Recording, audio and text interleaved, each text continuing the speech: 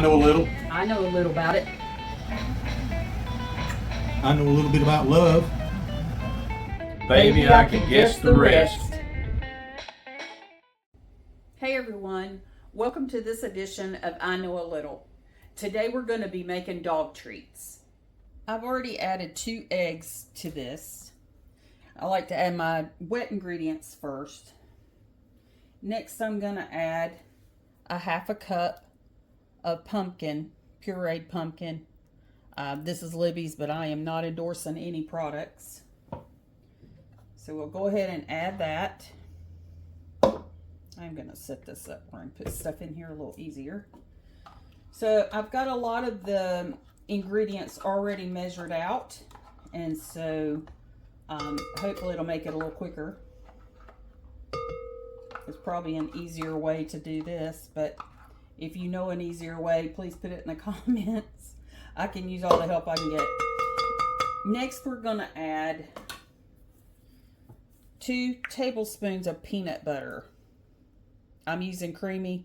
It's Jif. Again, I'm not endorsing any. These were just on sale at Sam's, and that's what I picked up. The peanut butter, that is. I mean, I've done Food Lion, Harris Teeter brands that taste just as good, I think. All right, so we're going to do 2. Now do a hefty spoonful. It's not going to matter. I will tell you this. I've been making these earlier today, and the house smells so good, like I'm making people food. And you could eat these. I mean, it's all people food. All right.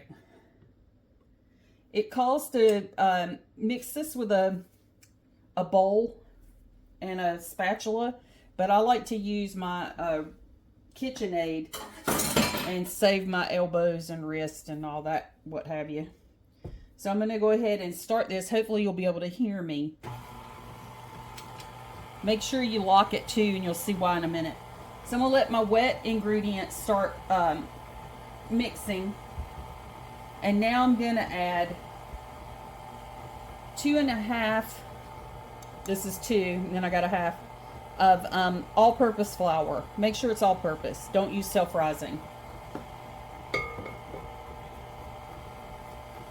So I'm going to cut it off for a minute and just add all this stuff so we can see how it does. So you can see what you're supposed to have here. Let's go ahead and do that. That's 2.5 cups of all-purpose flour.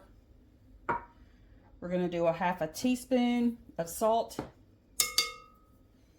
And then we're going to do a half a teaspoon of cinnamon. That's what's making my house smell so good. Okay, now we're going to mix it up, see how that does. Okay, you can see that it's like kind of jumping around. That's because the batter is so hard. But like I said, I like to use this thing instead of trying to mix this. You can see how stiff it is. If I was trying to do this in a bowl, my hands and my wrists would be killing me. So it's to each his own. But you want to watch it, because if it starts getting real bogged down, you know, you don't want to hurt your mixer. Now I've got the dough here. This is not all of it. I'm just starting with a little ball. And I use a piece of parchment paper. So we'll put it on there. Use another piece to go on top. And I just kind of hold it with my stomach. And then we're just going to roll it. Now would be a good time to set your oven for 350. So we rolled it out. Now you don't want it real slimy, you know, so this is good. I've got my little spacers on here, so hopefully they, you know, roll out the same thickness. I found these little dog bones on Amazon. There's different sizes here. And I'm going to do all of mine. My dogs aren't that big, so this is a good size treat for them. So you just do your cutouts. I put mine on a pan with more paper, parchment paper. You don't have to put them real far apart because these are not going to rise. So I just cookie cutter them and put them on here. I would like to tell you that please make sure that the peanut butter that you use, read the label, make sure there's no xylitol, in it. That is dangerous to dogs, and it's just something you want to be aware of.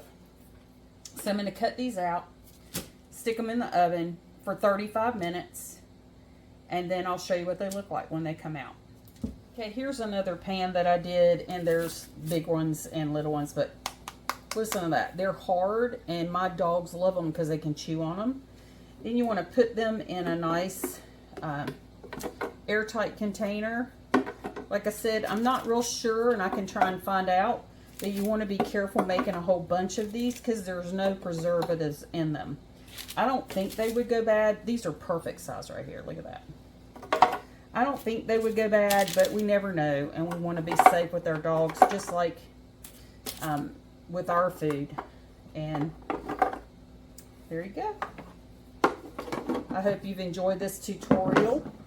Next time I'm going to try and do some with these little things here. I don't know if you can see, they're like little bones, and these are like little puppy feet. And I'm so excited because these will be perfect treats for like training because they're tiny.